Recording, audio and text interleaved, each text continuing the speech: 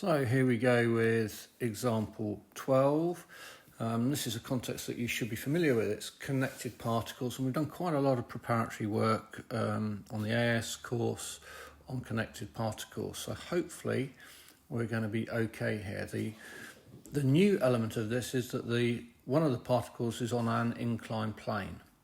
So we're combining the inclined plane kind of work with the connected particles work that we've already done.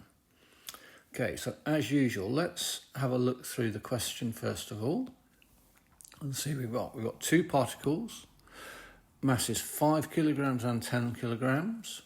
The 5 kilogram one, when we look across here, is on the inclined plane, and the 10 kilogram is hanging vertically. They're connected by a light inextensible string, so that means that the tension throughout the string will be constant, and the acceleration of the particles will be the same. The string passes over a smooth pulley, so there's no friction, which is fixed at the top, and again that helps the tension in the string to be constant. And it's fixed at the top of a rough inclined plane. So P rests on the inclined plane and Q hangs over the edge, as we've already said. The plane is inclined to the horizontal at an angle alpha, where tan alpha equals 3/4. So we can just lift that information out at the start. Alpha. Tan alpha is 3/4. So tan is opposite over adjacent. So we get opposite over adjacent. Tan alpha equals 3/4. So up here then the hypotenuse is a Pythagorean triple. This must be 5. So now we can find tan, sine and cos as quickly as we like. So that triangle has come from that piece of information. Okay. As shown in the diagram, the coefficient of friction between P and the plane is 0.2. So mu is equal to 0.2. The system is released from rest. Find the acceleration of the plane. So that in itself tells us that it's going to be sliding, and we need to find the acceleration. Okay, so I suspect the best thing to do is first of all come over to the diagram and put onto the diagram the key bits of information that we've got. So we're going to have its weight acting downwards. So we've got 10G acting downwards. We've got a tension acting upwards on Q, and it will accelerate in this direction. So the acceleration of the system is round here. Okay. Acting on the 5 kilogram weight, the tension is constant throughout, so we can put the tension on here. We've got its weight acting downwards, which is 5G. We've got a normal reaction R, and we've got friction acting down the plane because it's on the point of saw, it's sliding up the plane. Okay, now we also know, because we've done so many of these things before, that we need to break the weight into its components. We need a component parallel to the plane and a component perpendicular to the plane. So perpendicular to the plane, this angle will also be alpha, because this one in here is 90 minus alpha. So this is next to the angle, so that's going to be 5G sine alpha. And this one down here is opposite the angle. So this is 5G, next to the angle. Let's go back. That was a bit dopey of me, first thing in the morning doing this. So that's going to be next to the angle, so that's 5G cos alpha next to, and 5G sine, colour, 5G sine alpha. Okay. Now, as with connected particles, what was the key fact or approach that we needed to remember? And that is the forces acting on that particle determine how that particle moves. Yeah? So key thing that we need to remember at the start, remember forces acting on a given particle determine how that particle moves. Okay, let's begin then by looking at the easier one. So let's consider Q. Consider Q. What are we going to do? We're going to apply N2, and which direction is positive? Well, we need to look at the acceleration over here. Yeah, and the acceleration is going downwards on Q. So we're going to apply N2 downwards on Q. So we get, if we look at the diagram, we've got these forces here in the vertical direction on Q. So we're going to get 10G minus T equals its mass 10 times its acceleration. Okay, now we're going to look at P. So we're going to think about P now.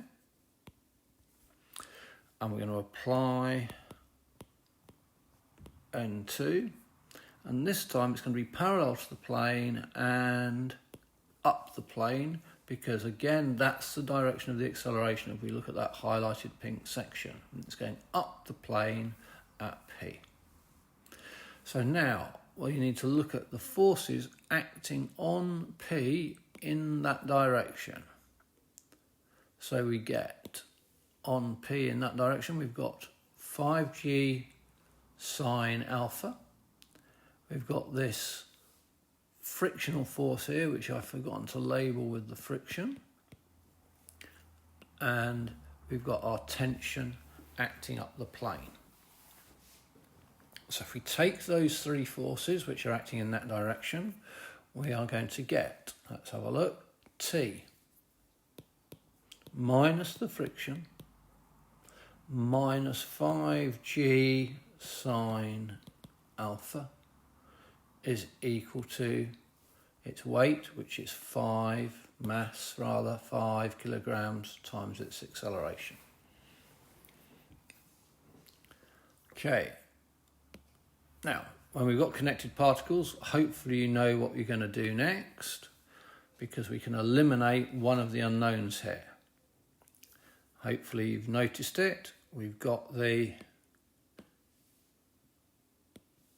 minus T and the T. So we can eliminate these by simply adding the two equations. So if we add the two, we get 10G. The T's and minus T and plus T cancel, minus the friction, minus 5G sine alpha is equal to 15A. Okay, now let's go back and read the question. What are we looking to find? We're looking to find the acceleration. So we've got this friction still hanging about here in the question. Yeah, so this friction is still hanging about. So we need to find a way of getting rid of that. So, usual way, it's sliding. So friction is equal to mu r. Fortunately, we're given mu in the question. So friction is equal to 1/5 of r. How can we find r? Well, we can find r by resolving perpendicular to the plane on P. So it's the usual approach to things on a slope. We've now got to resolve perpendicular to the plane on P. So what are we going to get? Well, come back up here, look at the forces acting in that direction. And we've got R, and we've got the 5G cos alpha. So let's have a look. R minus 5g cos alpha, so R minus 5g cos of alpha equals 0. So R equals 5g cos alpha. We can take that and substitute in for the R. So we're going to take that, substitute in for the R, sub in for R, and we've now found the friction. So friction equals 1/5 of R, 5g cos of alpha, which is equal to g cos alpha. Cos alpha is something we know. Come back up, look at our triangle from the very beginning. Cos alpha is 4/5 adjacent over hypotenuse. So we have 4/5 g for the friction. And we can now substitute back in for our bit of friction up here. So we can substitute in for the friction. Sub in 1 for the friction. So if I call this back up here, equation 1, we've got 10g. 10g minus 4/5 of g minus 5g sine alpha equals 15a, if I've remembered that correctly. Yes, I have. Okay, so we can now work out A. First of all, we've got to get rid of the sine alpha. Let's go back to our triangle. Sine alpha, sine is opposite over hypotenuse, so that is 3/5.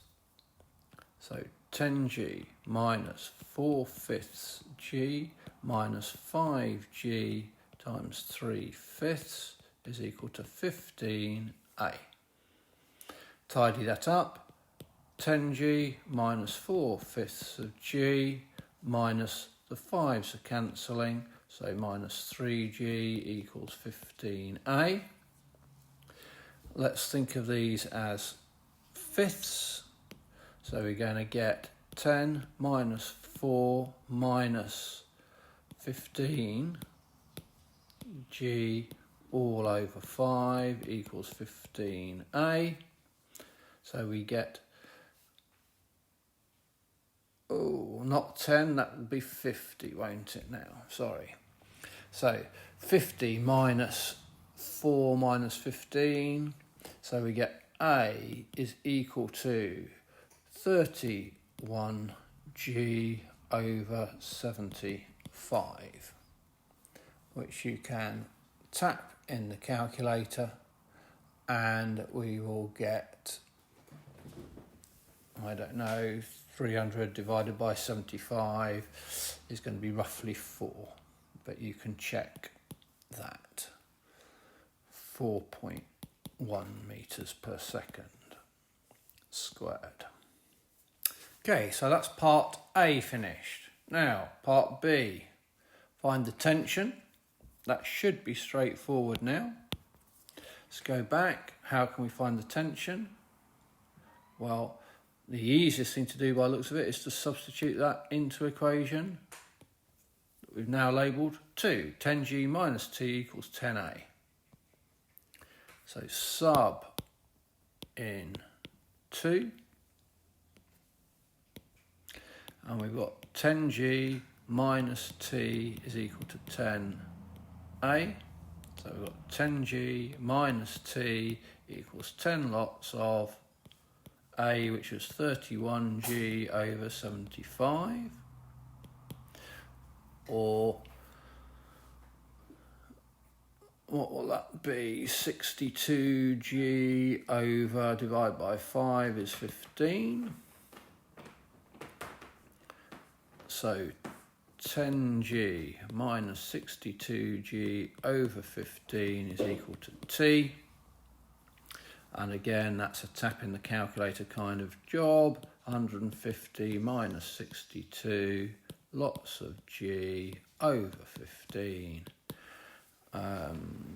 10 minus 4 is 6, so it's around 60. But you can check it exactly, 57 newtons.